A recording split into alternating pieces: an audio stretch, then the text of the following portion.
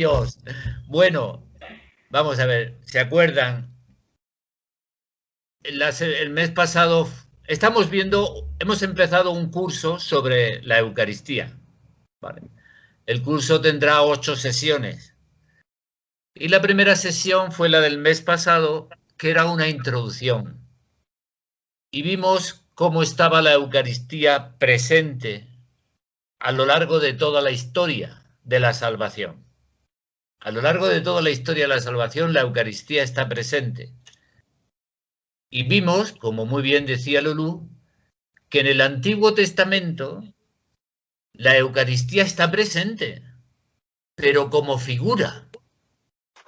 Hay muchas figuras en el Antiguo Testamento, hay muchos episodios en el Antiguo Testamento que son figura profética de lo que es la Eucaristía, como el sacrificio de Isaac, como el maná en el desierto, como la Pascua judía. Hay muchos acontecimientos, muchos relatos en el Antiguo Testamento que nos hablan de la figura de la Eucaristía, como aquel sacrificio misterioso de un personaje misterioso que era Melquisedec, que ofreció a Abraham pan y vino.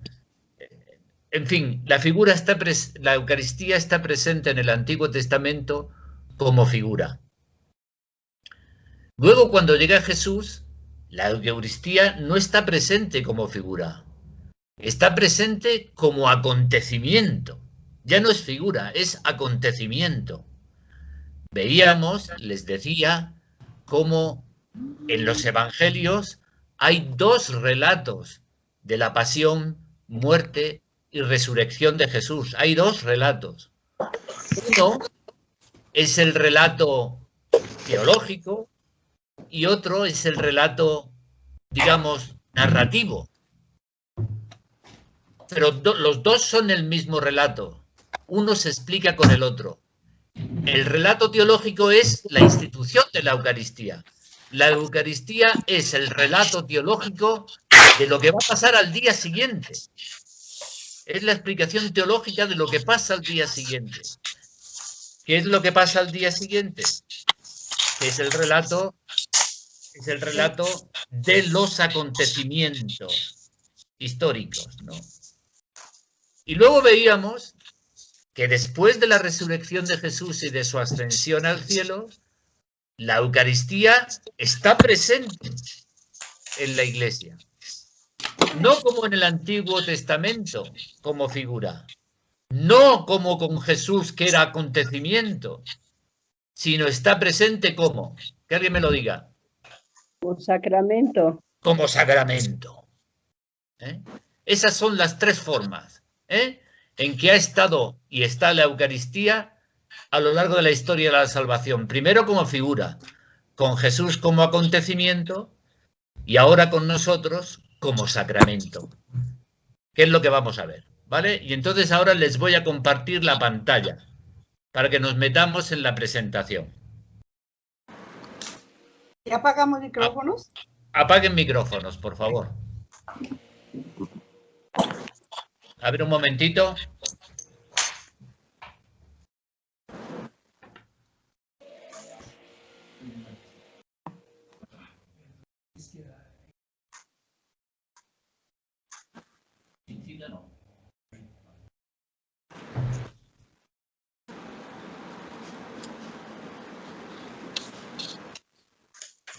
A ver.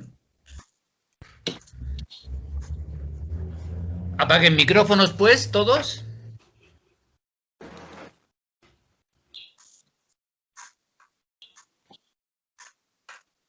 ¿Todavía hay alguien que tiene micrófono abierto? Carmen, tal vez tienes el micrófono abierto, Carmen Camacho. No sí, lo sé. padre. Ahí está, muy bien. Vale, bueno, me imagino que están viendo. Ese es el título del curso que estamos viendo. La Eucaristía, nuestra santificación. Que lo he tomado, lo he rehecho de un libro de Rainiero Cantalamessa, que como saben es el cardenal que da los ejercicios a la curia, ¿vale? Bueno,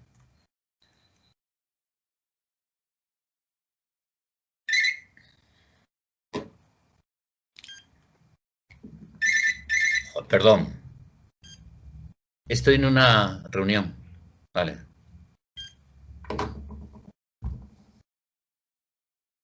Bueno, ¿qué es lo que vamos a ver? Vamos a entrar ya en materia. Este es mi cuerpo y esta que se entrega por ustedes. Y vamos a ver este tema. La Eucaristía hace, es decir, construye la Iglesia mediante la consagración.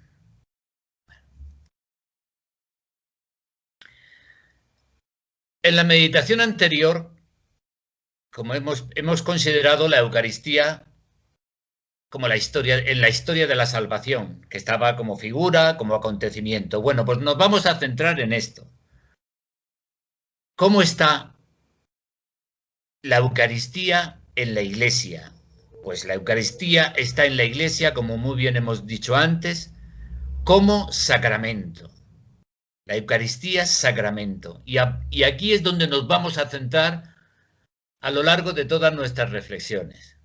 La Eucaristía como sacramento. Y en esta perspectiva, la Eucaristía se nos presenta no ya en el centro de una línea, la línea que se extiende desde el principio hasta el final de los tiempos, sino más bien que está en el centro de un círculo. Este círculo idealmente representa a la Iglesia, tal como existe hoy. La Eucaristía es el centro de la Iglesia, en toda su realidad. Pero aún más, podemos imaginarnos otro círculo, de tal manera que tenemos 3 círculos concéntricos. Un círculo más grande que es el universo entero. Dentro de él, un círculo más pequeño que es la Iglesia. Y finalmente, dentro de este segundo círculo, otro círculo todavía más pequeño, aunque es el más grande de todos, de los otros 2, que es la Sagrada Forma, porque contiene a los otros 2. Eso solamente es un ejemplo para que lo consideremos. La Eucaristía aparece así ante nosotros como el centro, o como un sol. No solo de la Iglesia, sino de todo el cosmos. Del resto de la humanidad, de toda la creación, de todo el mundo imaginado. La diferencia es solo esta. Es que la Iglesia tiene como centro a Jesucristo y lo sabe. Es consciente de ello. El universo tiene como centro a Jesucristo, pero no es consciente de ello. Esa es la diferencia. La relación Eucaristía-Iglesia, sobre la que queremos reflexionar ahora, no es, sin embargo, una relación estática. Es decir, que no tiene movimiento, rígida, sino que es operante, es operativa, es dinámica.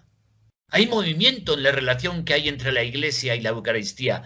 No basta decir que la Eucaristía está en el centro de la Iglesia. Hay que decir que la Eucaristía hace a la Iglesia, la construye continuamente, la vivifica continuamente. No está ahí en el centro, ya. No es estático. Es algo muy dinámico. Porque la Eucaristía teje a la Iglesia desde dentro. Hay 2 sacramentos, sabemos, y van a ver cómo es así, hay 2 sacramentos que hacen a la Iglesia de un modo particular, que construyen a la Iglesia de un modo particular. Uno, naturalmente, es el bautismo. El bautismo hace crecer a la Iglesia, como esos ladrillos, un miembro del más, otro miembro más, otro miembro más, otro miembro más, otro miembro más en la Iglesia. Digamos que el bautismo construye la Iglesia en cantidad, ¿no? Un miembro más, otro bautizado más, otro bautizado. Ayer éramos 4.000 millones, ahora somos 4.550. Uno más, uno más, uno más, uno más, ¿no? Es decir, de algún modo, el bautismo construye a la Iglesia en extensión, en número, cuantitativamente. Cuantitativamente. Sin embargo, la Eucaristía, ¿cómo construye entonces a la Iglesia si el bautismo lo hace en número, cuantitativamente? ¿Cómo lo hace la Eucaristía? La Eucaristía la hace crecer en intensidad. Es decir, la hace crecer cualitativamente, porque la transforma. Ese mismo número la transforma, la hace más intenso. No es lo mismo un miembro que no participa de la Eucaristía que muchos miembros que sí participan de la Eucaristía, porque se convierten en intensidad. Por lo tanto, la Eucaristía construye a la Iglesia no cuantitativamente, sino, como se dice normalmente, cualitativamente. En la cualidad, ¿cuál es la cualidad? Que la hace más intensa. El reino de los cielos se parece a la levadura que una mujer mete en 3 medidas de harina y la va convirtiendo, la va transformando por dentro.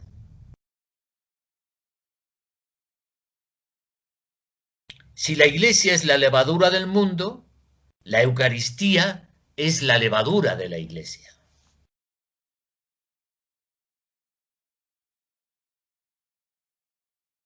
Fíjense, en distintos modos o momentos, la Eucaristía hace a la Iglesia, es decir, la transforma en Cristo. Eso significa hacer la Iglesia, transformación en Cristo. Lo hace mediante la consagración, lo hace mediante la comunión, lo hace mediante la contemplación y también mediante la imitación. Y vamos a ver cada una de estas formas a lo largo de este curso. Ahora vamos a meditar sobre el primero.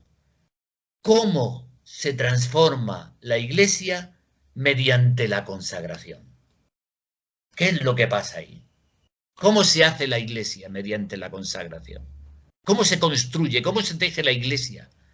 ¿Cómo se vivifica en intensidad mediante la consagración?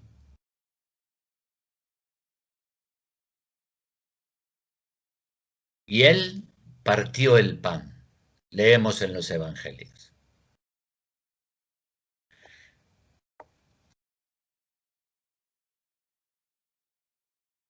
En la epístola a los Romanos, vamos a ver algunos textos, 4 textos, así muy rápido.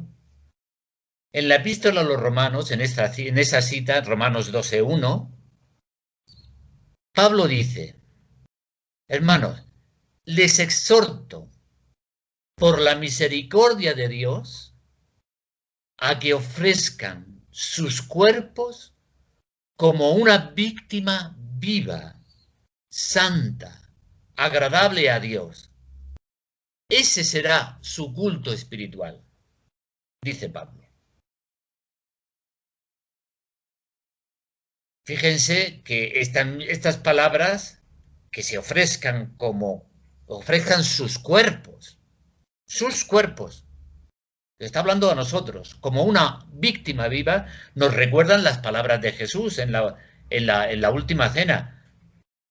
Tomen, coman, este es mi cuerpo, decía Jesús, que se entrega por vosotros. Pablo nos está diciendo en esa cita: entreguen sus cuerpos. Por ello, cuando San Pablo nos exhorta a ofrecer nuestros cuerpos en sacrificio, es como si nos dijera: hagan también ustedes lo mismo que hizo Jesús. Háganse también ustedes Eucaristía para Dios. ¿Qué es lo que se nos dice en la espiritualidad de la cruz? Ser hostias vivas, ¿no es verdad? Es eso.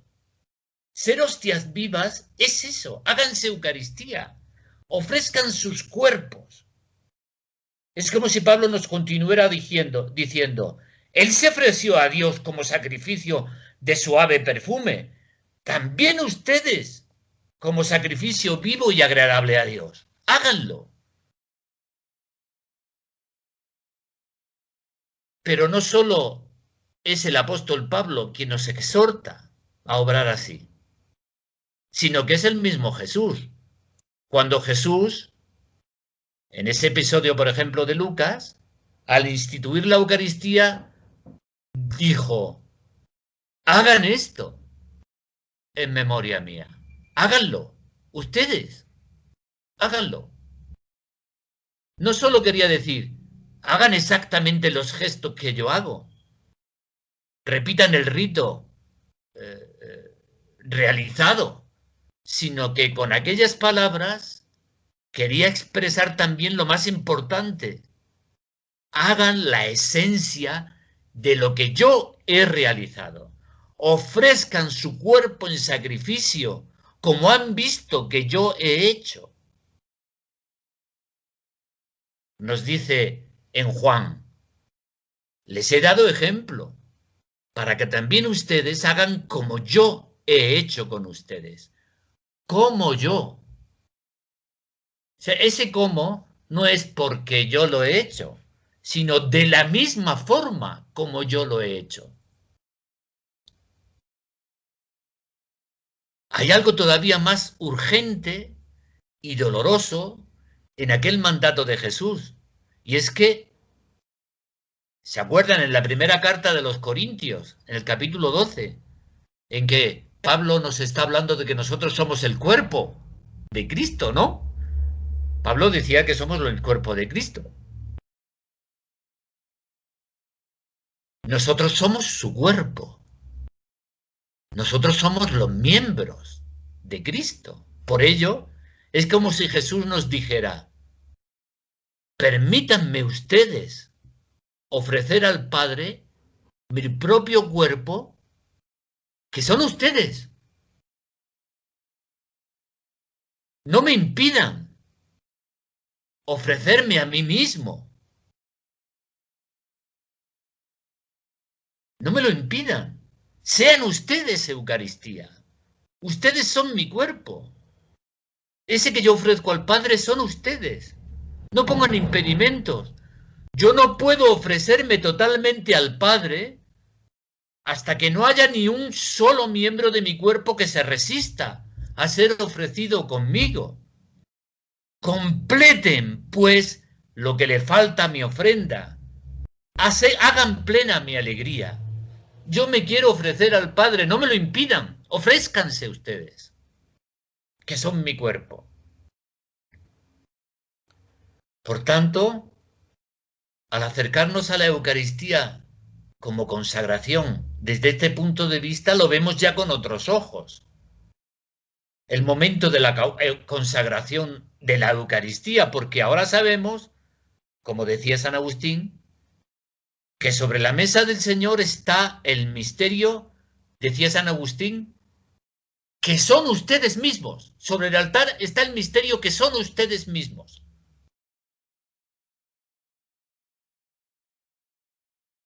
He dicho que para celebrar de verdad la Eucaristía es necesario hacer también nosotros lo mismo que hizo Jesús. ¿Qué hizo Jesús aquella noche? Ante todo realizó un gesto, partió el pan. Todos los relatos de la institución de la Eucaristía, tanto en Mateo, Marcos, Lucas, como Pablo en los Corintios, resaltan este momento que Jesús hizo este gesto. Tanto que a la Eucaristía se le llamó, inmediatamente se le empezó a llamar la fracción del pan. Porque era necesario partir el pan. Pero el significado de ese gesto tal vez no lo hemos comprendido completamente. ¿Por qué Jesús partió el pan? ¿Solo para darle un trozo a cada uno de los discípulos, para que toque a cada uno un poco? ¿Solamente por eso? Es evidente que no. Aquel gesto, ante todo, tenía un significado sacrificial, que se consumaba entre Jesús y el Padre. No indicaba solamente repartición, sino también inmolación. El pan es su propio cuerpo, es el propio Jesús. Al partir el pan, él se partía a sí mismo. En el sentido con el que Isaías recuerda en aquella profecía del siervo de Yahvé, ¿no? Ese ser misterioso que decía Isaías, era un ser molido por nuestras culpas, partido por nuestras culpas.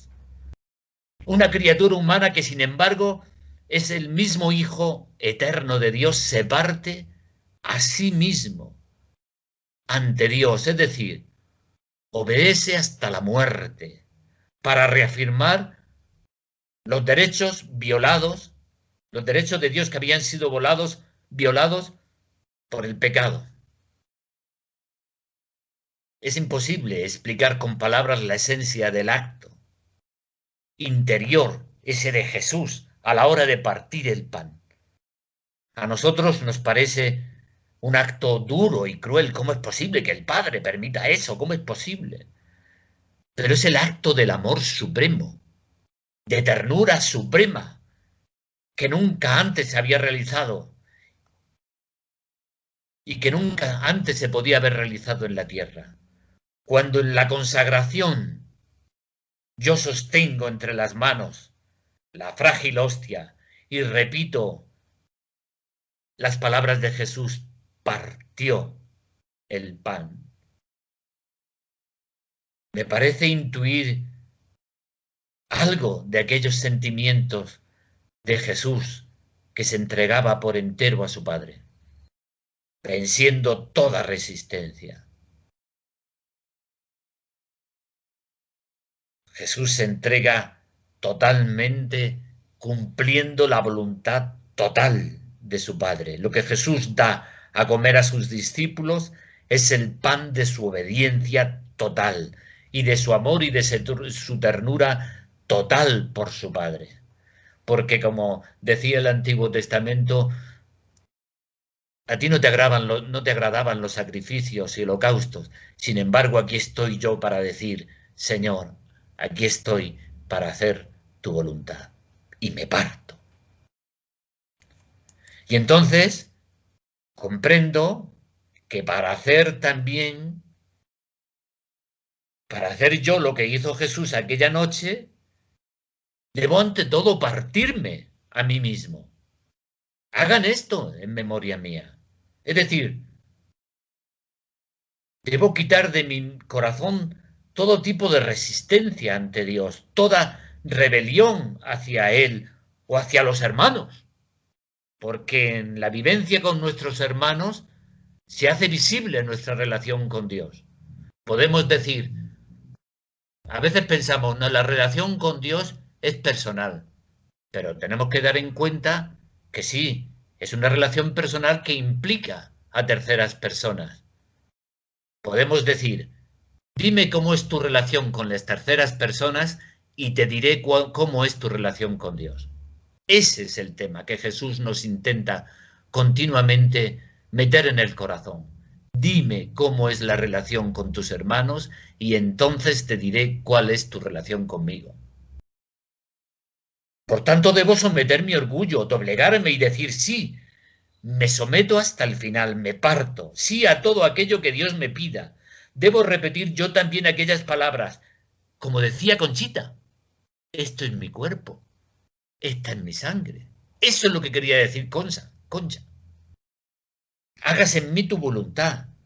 Tú no quieres muchas cosas, me quieres a mí y digo sí por mis hermanos, eso es lo que quieres de mí. Ámense. Antes de venir Jesús, el mandamiento es, como un escriba, ¿se acuerdan? Le dijo a Jesús, Señor, ¿cuál es el primer mandamiento? Y Jesús dice, ¿qué tienes escrito en la ley?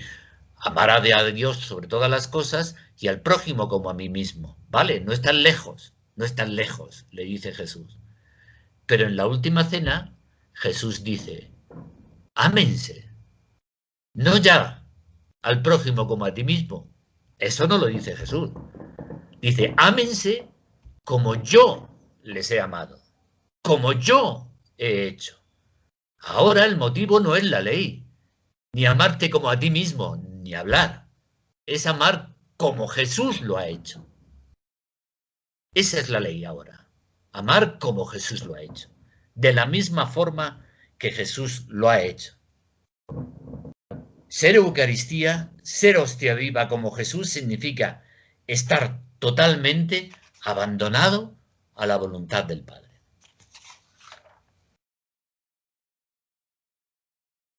Y dijo Jesús, tomen, coman todos. Este es mi cuerpo entregado por ustedes. Jesús, después de haber partido el pan y mientras lo daba a sus discípulos, pronunció estas palabras, tomen, coman. Este es mi cuerpo que se entrega por ustedes.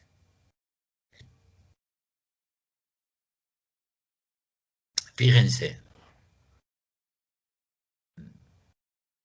yo recién ordenado, pues imagínense el momento de la consagración. Para mí era el momento sublime y entonces lo trataba de vivir íntimamente, desde lo más íntimo, lo más profundo, me encorvaba, estaba atento a lo que estaba haciendo con todos mis sentidos en la medida de lo posible.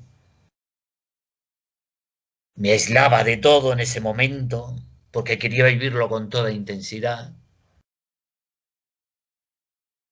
Y luego me di cuenta poco a poco que eso no expresaba el significado de lo que Jesús quería en el momento en que él partió el pan y dijo, tomen, coman.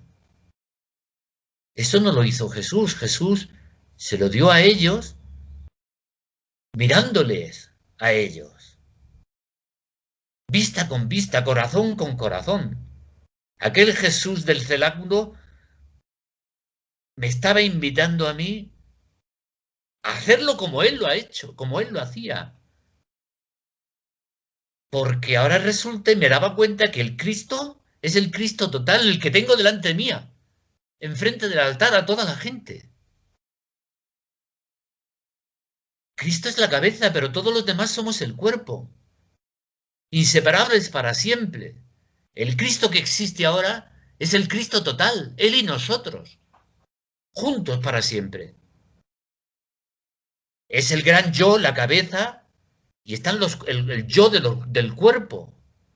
Está también mi pequeñísimo yo. Jesús me ha unido a Él en la acción más sublime y santa de la historia. Y entonces ahora lo que yo hago es levantar la vista. Y miro a todo el mundo que está delante de mí. Y les estoy diciendo que este es mi cuerpo.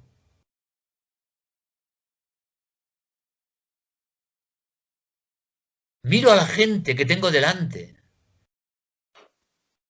Y si celebro yo solo, cuando por alguna razón durante el día no he podido celebrar porque he tenido que llevar a algún hermano al médico o lo que fuera, cuando celebro por la noche, pienso en todos ustedes en la iglesia cuando hago ese gesto.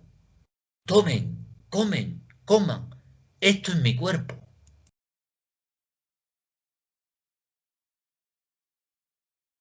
Todos somos el cuerpo de Jesús resucitado.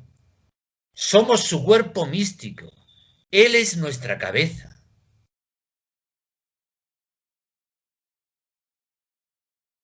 Y algunas palabras de San Agustín se encargaron más tarde de despejar esta meditación, de hacerla más clara. Y darme cuenta que esto pertenece a la doctrina más sana de la Iglesia. Toda la ciudad redimida, dice San Agustín, es decir, la asamblea comunitaria de los santos,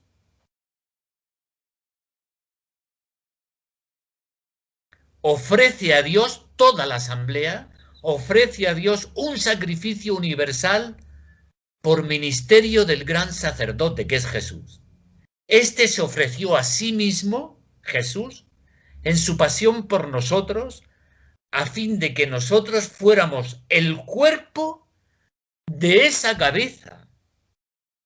Este misterio, la Iglesia también lo celebra asiduamente en el sacramento del altar, continúa diciendo San Agustín, donde se le muestra que en la oblación que hace, la Iglesia se ofrece a sí misma. Tú te ofreces a ti mismo, a ti misma, en el momento de la consagración con Jesús al Padre.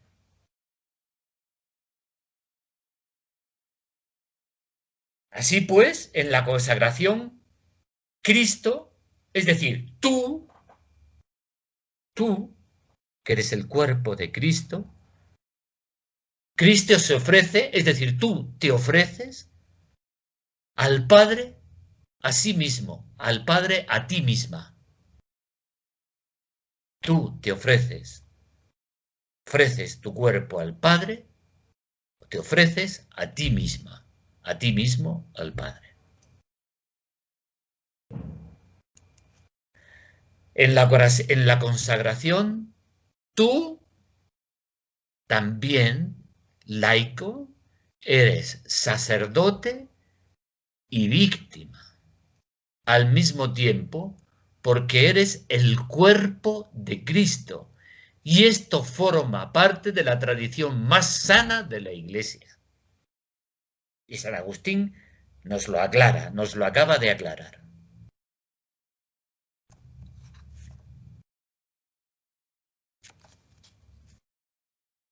Así pues, la Iglesia es en la Eucaristía oferente y ofrenda al mismo tiempo, y en cada uno de sus miembros. No se puede dividir ni repartir las dos cosas. Como si la Iglesia ministerial, el sacerdote, fuera oferente y el resto de la Iglesia, los laicos, la ofrenda. No, no se puede separar. Todo miembro de la Iglesia es simultáneamente sacerdote y víctima. Esa es la esencia de la espiritualidad de la cruz que tratamos de vivir, manteniendo clara, sin embargo, la diferencia entre sacerdocio ministerial y el sacerdocio universal de los bautizados. Pero fíjense que lo más importante es el sacerdocio del bautizado. El sacerdocio ministerial está al servicio del sacerdocio bautismal. ¿Somos qué? Pueblo sacerdotal. Continuamente se nos dice en la espiritualidad de la cruz. Somos pueblo sacerdotal. Eso es lo que buscamos en la espiritualidad de la cruz transmitir continuamente. Porque ese Jesús al que nos unimos es también y al mismo tiempo de forma inconfundible e indivisible sacerdote y víctima.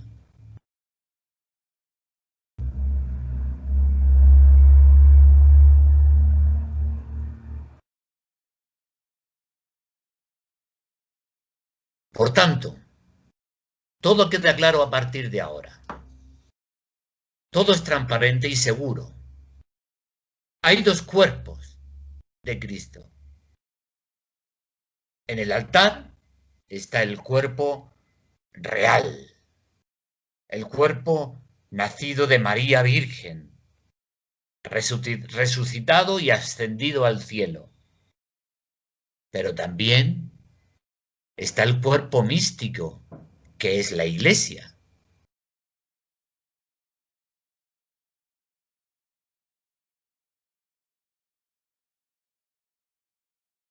Donde místicamente, ese místico no significa enigmáticamente, significa misteriosamente, místico. Eso significa que estamos llamados a profundizar en él, a descubrirlo con mayor intensidad. donde místicamente, por tanto, significa en virtud de su inseparable unión con la cabeza. El cuerpo místico está inseparablemente unido a la cabeza, que es Cristo Jesús.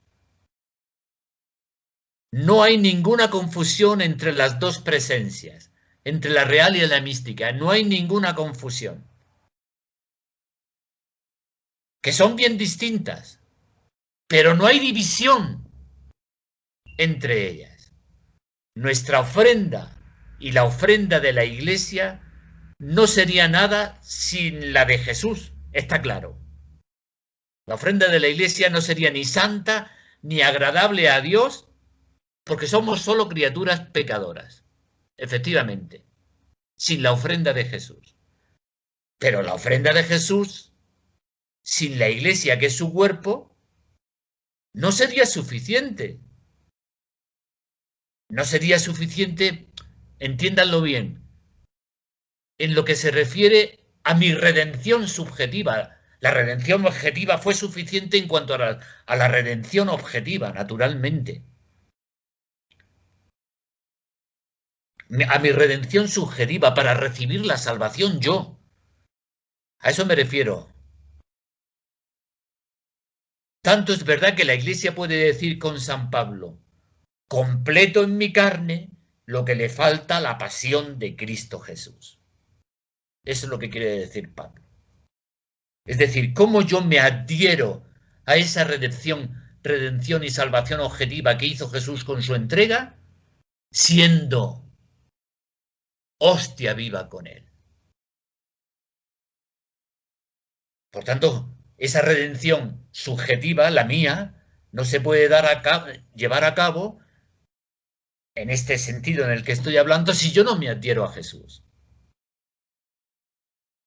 Y entonces, puesto que hay dos ofrendas,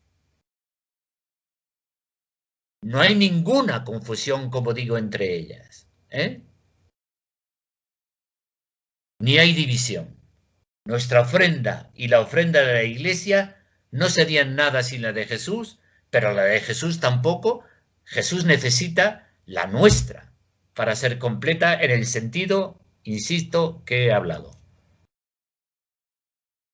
Y como hay dos ofrendas, y vamos al tema que alguien de ustedes sacó el mes pasado, y como hay dos dones, el de Cristo real y el Cristo místico, hay dos cuerpos, el cuerpo real y el cuerpo místico, el cuerpo que se debe transformar en el cuerpo y la sangre de Cristo, el pan y el vino, ese es una ofrenda, y está luego la ofrenda nuestra, la del cuerpo místico. Por tanto, también hay dos epíclesis, es decir, dos acciones del Espíritu Santo en el momento de la consagración. Hay dos invocaciones al Espíritu Santo durante la consagración, en el acto de la consagración. En la primera se dice, el sacerdote ministerial dice: por eso, Señor, te suplicamos que santifiques por el mismo Espíritu, y extiende las manos sobre el pan y el vino, sobre estos dones que hemos separado para ti, de tal manera que sean cuerpo y sangre de Jesucristo. Esa es la primera epíclesis. Y en la segunda, la que se recita después de este acto de la consagración del pan y el vino, es la consagración que se hace sobre el pueblo de Dios, en donde se invoca al Espíritu Santo. Y, por ejemplo, el sacerdote, si se fijan, siempre hay una invocación después al Espíritu Santo sobre la comunidad. Y en una de ellas, hay varias formas de decirlo, pero en una de ellas es muy explícita y clara. Y se dice: Padre, que este Espíritu Santo nos transforme en ofrenda permanente. Eso lo dice sobre el pueblo. Es la consagración que se está haciendo sobre el pueblo. La primera sobre el pan y el vino, la segunda sobre la comunidad. sobre los elementos. ¿Cuáles son los elementos sobre el altar en la primera? El pan y el vino. ¿Cuáles son los elementos en la segunda? El pueblo, el cuerpo místico. Son dos invocaciones al Espíritu Santo para que el Espíritu Santo transforme por un lado el pan y el vino y por otro lado te transforme a ti en cuerpo y sangre del Señor.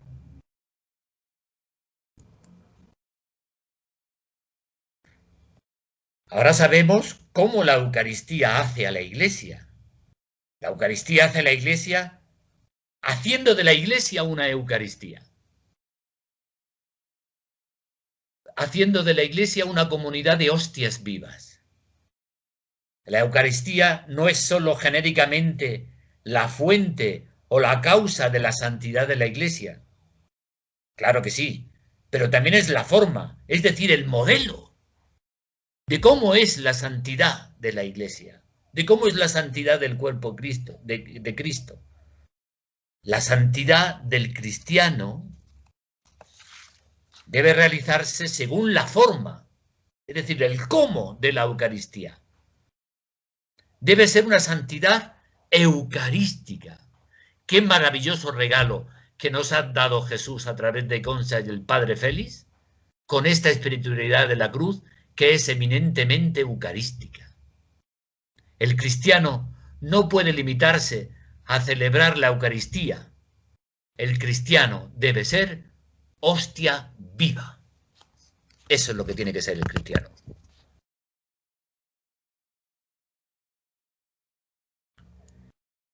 Y continuó diciendo Jesús, este es mi cuerpo, esta es mi sangre.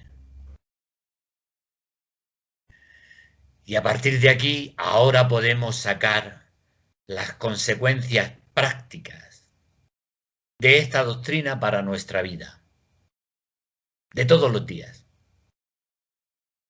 Si en la consagración somos también nosotros lo que decimos, dirigiéndonos a los hermanos, yo les invito a que de vez en cuando, silenciosamente, en el momento de la consagración, cuando el sacerdote esté diciendo, este es mi cuerpo, esta es mi sangre, digan ustedes mirando al resto de la comunidad, sin que nadie se entere, este es mi cuerpo, esta es mi sangre.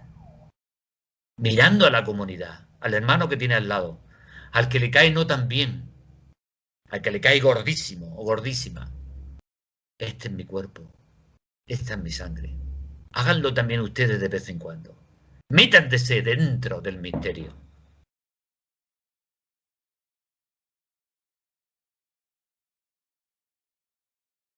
¿Pero qué es cuerpo? ¿Qué es sangre? Cuando Jesús dijo, este es mi cuerpo, esta es mi sangre, ¿qué es lo que quería decir?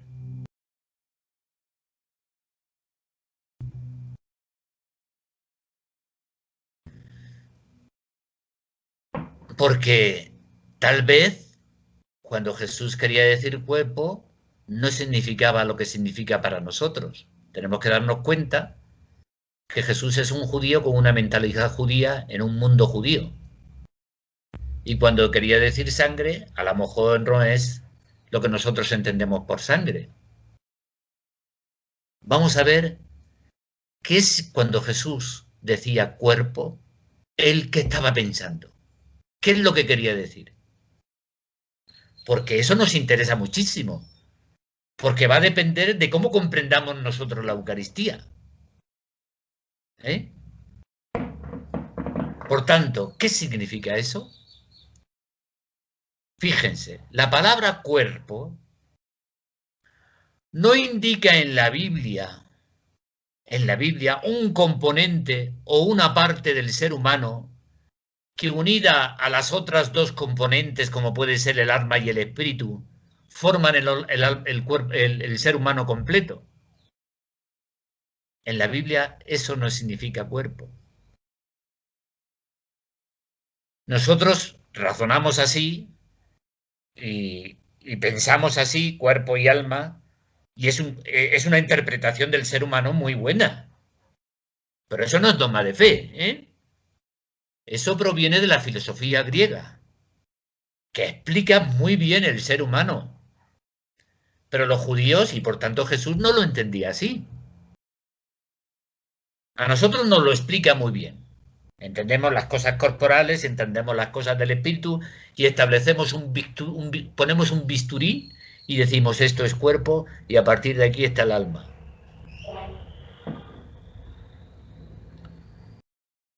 Ese lenguaje es un lenguaje griego, pertenece a la filosofía griega, no a la mentalidad de Jesús ni tampoco la de San Pablo. Es decir, es como si ustedes tienen una galleta.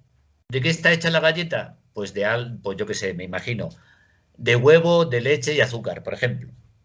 Y yo les doy la galleta y les digo, sepárenme el huevo. Y tú me dices, ¿tú estás tonto? No, sí, yo quiero tener el azúcar aparte, pero tú estás tonto. No se puede separar. Lo mismo sucede con el ser humano.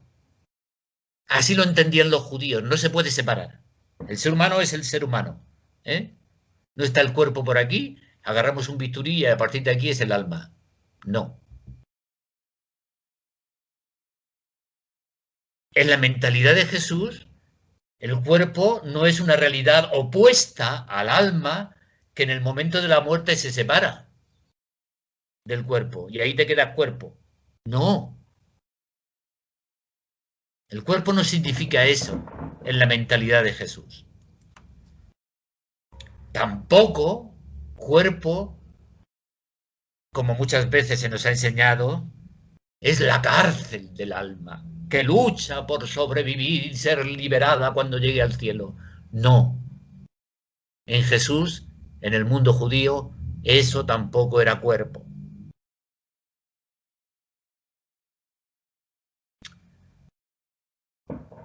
Cuerpo, en el lenguaje de Jesús, designa al ser humano completo, completo, entero, al hombre en su totalidad. Es una unidad. Designa al ser humano vivo. Eso es cuerpo.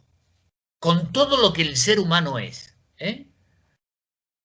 Con sus logros, con sus luchas, con sus esperanzas, con sus anhelos, con sus preocupaciones, con sus dolores, con sus alegrías, con sus amores, con los amigos. Si tú te fijas, cada uno de ustedes tiene la... Les voy a poner una pregunta. Qué lástima que no podamos tener el micrófono abierto. Pero si yo les pregunto a ustedes, los que tienen hijos, las que tienen hijos, ¿ustedes serían lo que son como persona sin sus hijos? Todos ustedes me dirían ni hablar. Yo soy como soy por mis hijos. Ustedes se identifican a sí mismos como son por sus hijos también. Y eso lo tienen clarísimo. No serían quienes son si no existieran sus hijos. De la misma forma, ese círculo se puede ir ampliando. Somos lo que somos, es decir, yo, Eduardo, yo, Lulú, yo, Gustavo, yo, Lupita, yo, Encarna, soy quien soy, me concibo a mí mismo con todas las personas con las que convivo y he convivido. También eso es cuerpo, ¿eh? Lo que soy, mi ser humano vivo, vivo. Es mi primer llanto. El cuerpo es el primer sentimiento que tuve cuando me abrazó mi madre. Cuando vi la experiencia de ver por primera vez la nieve. O ver por primera vez el mar.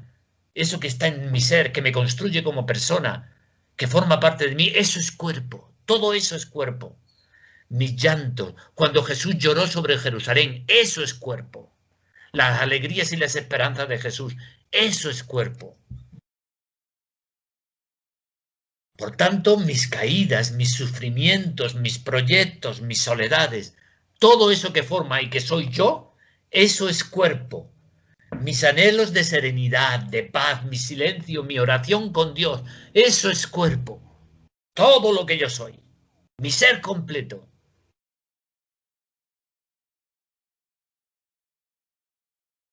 Nuestra vida toda, por tanto, mi existencia, mi pasado, mi presente, mi futuro, eso es cuerpo para Jesús. Cuando Jesús dice esto es mi cuerpo, está metiendo en el primer instante de la encarnación hasta el final de su vida. Todo lo está poniendo ahí. Vale, ya sabemos qué es cuerpo.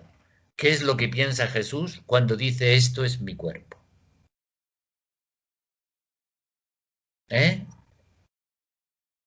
Al decir Jesús, este es mi cuerpo, nos ha dejado como don toda su vida, desde el primer instante de la encarnación. Todo, como ya he dicho antes. Pero es que también dice, esta es mi sangre. Vamos a ver, si ya ha dicho esto es mi cuerpo, y ahí está toda su vida, todo lo que él es, ¿qué añade con la palabra sangre? Fíjense, la mentalidad judía, la sangre es la sede de la vida. Para el judío, la sangre no era solamente este fluido que corre por las venas, no. Para un judío, en la sangre estaba la sede de la vida. Pues tanto Jesús cuando dice, esta es mi sangre derramada por ustedes, ¿qué es lo que está añadiendo? Pues está añadiendo su muerte. Su muerte. Después de habernos dado la vida, todo lo que Él es, nos da también la parte más preciosa de la vida, que es su muerte. El término sangre, como digo, es la sede de la vida. Si la sangre es la sede de la vida, su derramamiento es el signo plástico de la muerte. Habiendo amado a los suyos, nos dice en el capítulo 13, versículo 1 de Juan, los amó hasta el extremo, hasta el extremo. La Eucaristía, por tanto, la Eucaristía es el misterio del cuerpo y de la sangre del Señor. Es el misterio de la vida y de la muerte del Señor. Y entonces ahora, pensando en nosotros, ahora que hemos comprendido y sabemos qué significa cuerpo y qué significa sangre, ¿qué ofrecemos al decir, este es mi cuerpo, esta es mi sangre, señores y señoras? ¿Qué es lo que estamos diciendo? ¿Qué es lo que decía Conchita cuando decía eso? Y nosotros queremos ser como ella. Este es mi cuerpo, esta es mi sangre. Pues ofrecemos lo mismo que ofreció Jesús. Su vida y su muerte. Su vida y su muerte. Ofrecemos mi vida y mi muerte. Con la palabra cuerpo damos todo aquello que constituye la vida que llevamos a cabo en este cuerpo. Tiempo, salud, energías, capacidades, afecto, quizá una sonrisa. A veces se puede convertir en algo extraordinario, la sonrisa. Con la palabra sangre expresamos también nosotros la ofrenda de nuestra muerte, pero no necesariamente la muerte definitiva, al final de la vida, de esta vida, no. El martirio, no. Es la muerte de todo aquello que desde ahora prepara y anticipa la muerte, es decir, mis humillaciones, mi fracaso, mis enfermedades, mis limitaciones, las debidas a la edad, limitaciones por la salud, todo aquello que me mortifica, muerte, mortifica.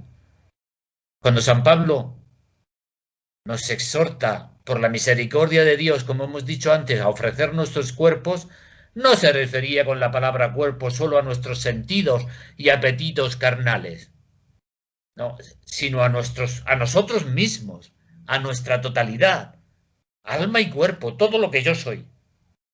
Aún más se refería sobre todo al alma, a la voluntad, a la inteligencia.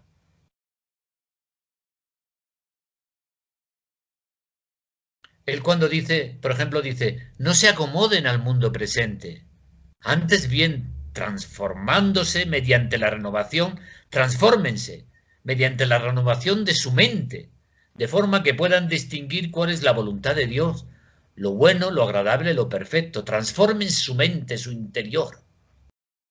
Y todo esto exige, sin embargo, que cada uno de nosotros, nada más salir a la calle, al término de la misa, nos pongamos manos a la obra, a realizar lo que hemos dicho. Es que lo hemos dicho en la misa. Este es mi cuerpo, esta es mi sangre.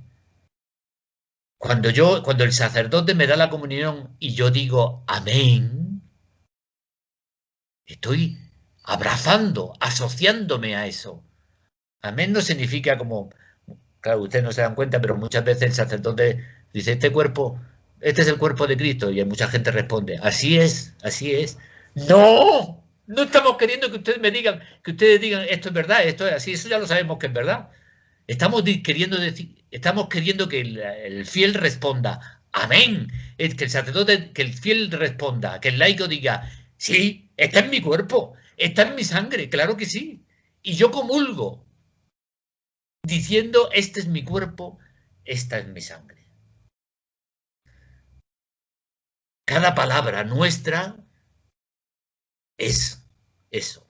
Jesús, después de haber pronunciado aquellas palabras, tomen, esto es mi cuerpo, tomen, esta es mi sangre, no dejó pasar mucho tiempo hasta que eso lo hizo al día siguiente. Eso fue la noche, en realidad fue el mismo día. A la mañana siguiente empezó todo el proceso.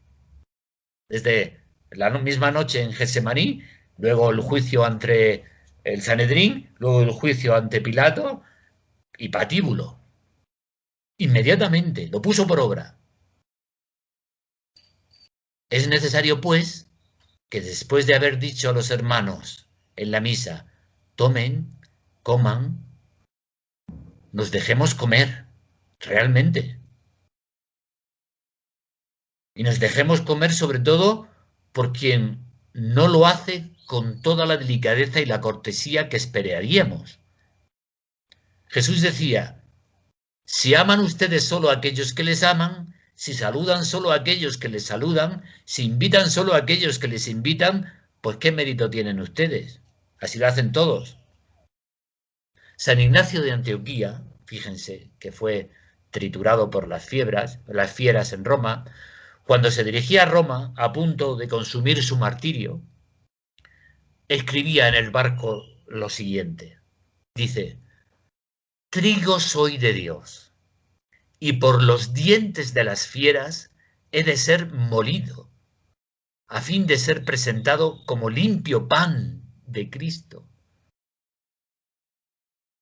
A nosotros no se nos pide eso, no estamos en el caso de San Ignacio de Antioquía, pero que cada uno de ustedes mire a su alrededor. Y puede que ser que encontremos esos dientes afilados de las fieras que nos trituran. Muchas veces se nos dan, estamos metidos en esas circunstancias. Pueden ser críticas, posiciones encontradas, ocultas, o no manifestadas, o manifestadas, modos distintos de ver las cosas entre los que conviven conmigo o no conviven conmigo, entre el resto de la comunidad o no. Deberíamos estar incluso agradecidos de esos hermanos, porque nos dan la oportunidad de ser cuerpo, de ejercitar, de ser como Jesús quería que yo fuera, e entregara mi cuerpo y mi sangre, mi vida y mi muerte, pero con alegría, no con cara de fastidio, que eso no hacía Jesús. Tal vez no me darán los latigazos los romanos, pero tal vez cada uno de nosotros hemos recibido latigazos. ¿Cómo voy a ofrecer yo mi cuerpo y mi sangre ante esos latigazos? ¿Con fastidios? ¿Con malas caras? ¿Qué mala cara ponía Jesús? ¿Qué mala cara ponía Jesús cuando le daban de bofetadas? Le ponían la corona de espinas, le ponían la caña en la mano y le decían, a ver, ¿quién ha sido? ¿Qué es lo que hacía Jesús? Callar y amar. Callar y amar. Eso es lo que hacía Jesús. Eso es lo que se le pide al alma de la cruz. Tenemos que, eso es lo que se le pide a la alianza de amor. Amar. Alianza de amor con el sagrado corazón de Jesús. Tratemos de imaginar qué sucedería si celebrásemos la misa con esta participación personal.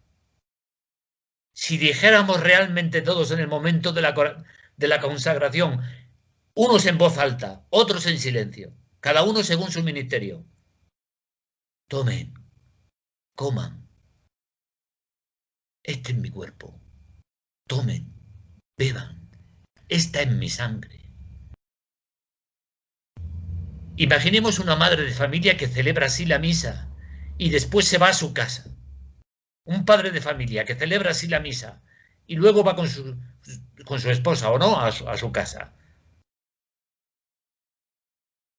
Y cuando llega a su casa se comporta despóticamente, no interesándole los demás, esperando que esté la mujercita a su servicio, o viceversa.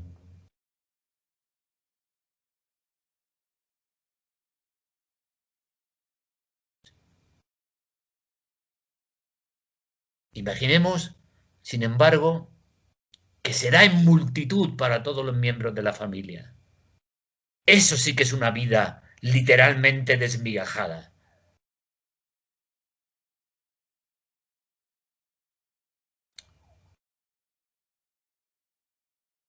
Eso es ser Eucaristía. Imaginemos un sacerdote, un párroco, y con más razón un obispo, que celebra así una misa, sin nada, como si fuera otra más. Ora, predica, confiesa, recibe a la gente, visita a los enfermos, escucha, pero sin alma, sin tener en mente las palabras de Jesús, este es mi cuerpo, esta es mi sangre. Sin embargo, si lo hace de esa forma, su jornada, como la tuya, padre, madre de casa, se convierte en una jornada eucarística. Una vida gastada de este modo por lo demás es una vida unitaria. Ahora, desde este momento que comprendemos esto, no vale decir, no, mi vida no tiene sentido.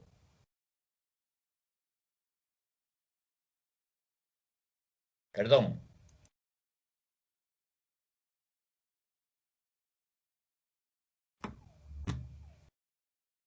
A partir de este momento, no vale decir, mi vida no tiene sentido, ¿qué sentido yo tengo en la vida? A partir de este momento, gracias a la Eucaristía, ya no existen vidas inútiles. ¿Para qué estoy en el mundo? Para ser Eucaristía, para ser salvación. Estás en el mundo para el fin más sublime que existe, para ser un hostia viva, sacrificio vivo, Eucaristía de Jesús, que entrega su vida y su muerte por los hermanos.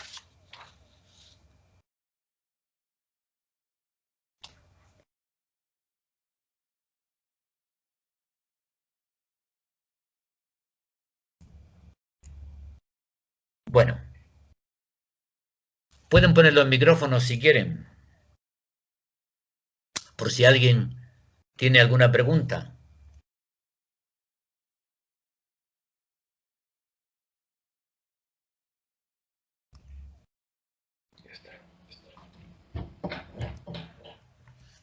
¿Alguien desearía hacer alguna pregunta? ¿Algo que no queda claro? ¿Algo que necesite un poco más de aclaración? ¿Algo que quiera aportar al grupo? ¿Alguna meditación? ¿Alguna reflexión que le ha llevado para compartir al grupo? Pues padre, en mi caso particular yo había escuchado muchísimas veces la frase de Conchita, la frase de Cristo, este es mi cuerpo, este es mi sangre, pero jamás la había dimensionado como la planteó tan claramente usted, en cuanto a que yo la refería únicamente a mi circunstancia de vida temporal, pero en la parte de la sangre que estamos ofreciendo no solo nuestra existencia actual, sino lo que continúa después, que es la muerte y la vida eterna, supongo. Cobra una dimensión mucho más profunda con su aclaración tan puntual, padre. Le agradezco infinitamente, de verdad. ¿Alguna otra aportación?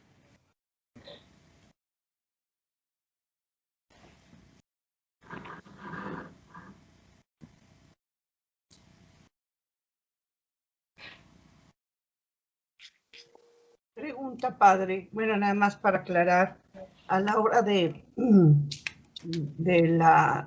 la consagración, nosotros nos ofrecemos íntegramente en cuerpo y en alma junto con Jesús, por todos los hermanos, por la iglesia, pero integralmente, o sea, de todas, con nuestro presente, nuestro pasado. ¿Así es? Así es. Te entregas en vida y muerte, en cuerpo y sangre.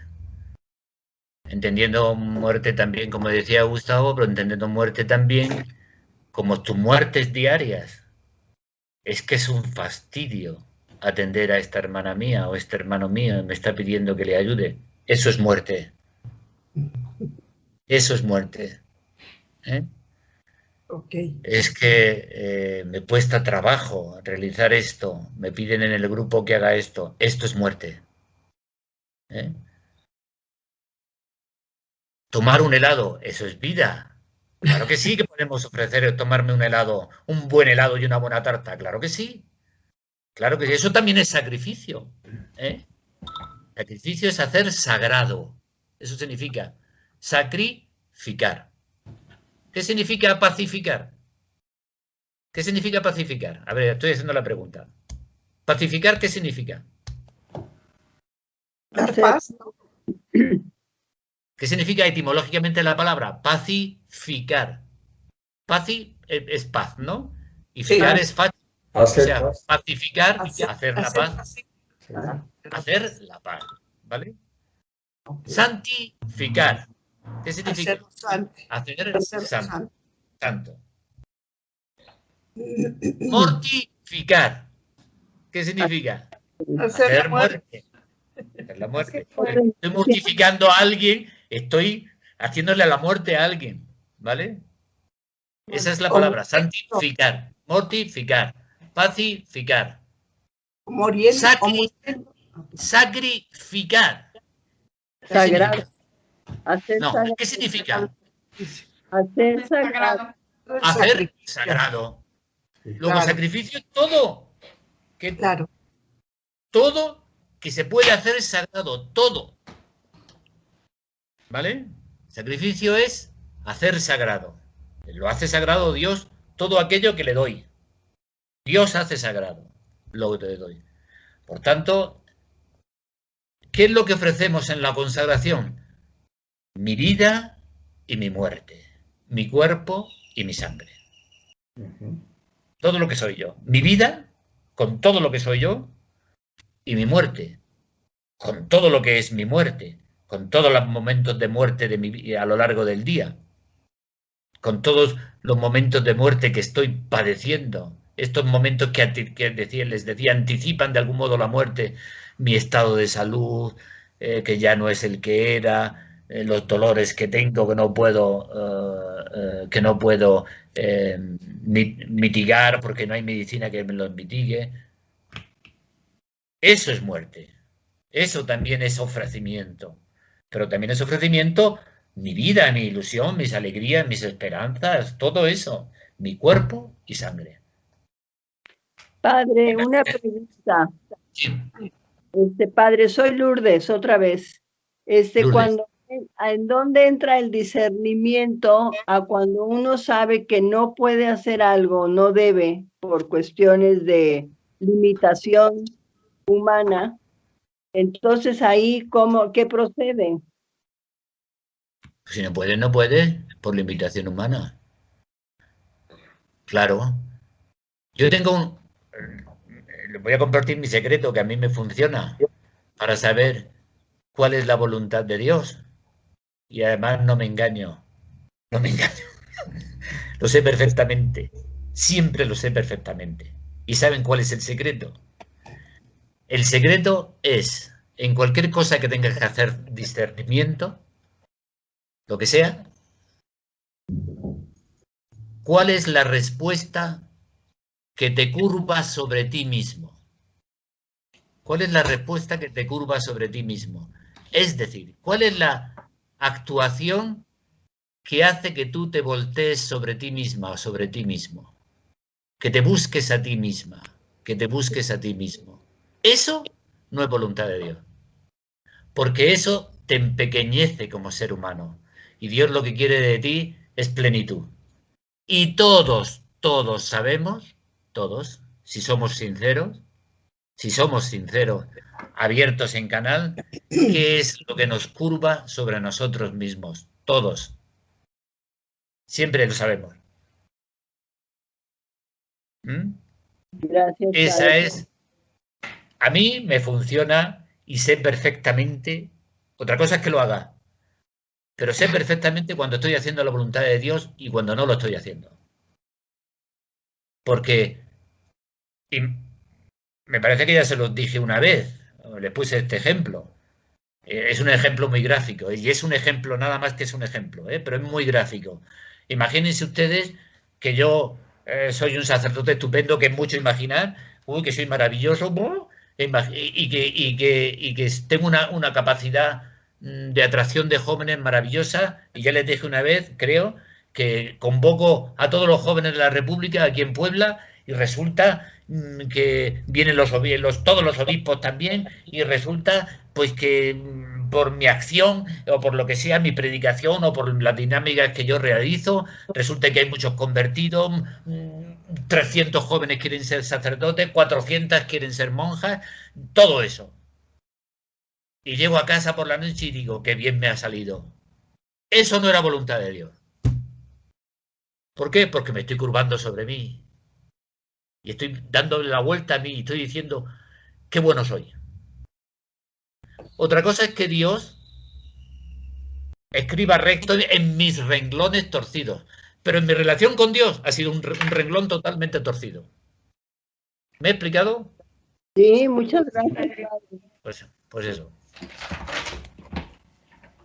Bueno, pues creo que ya, si no hay más, son las 1:15. Pues nos vemos el próximo mes.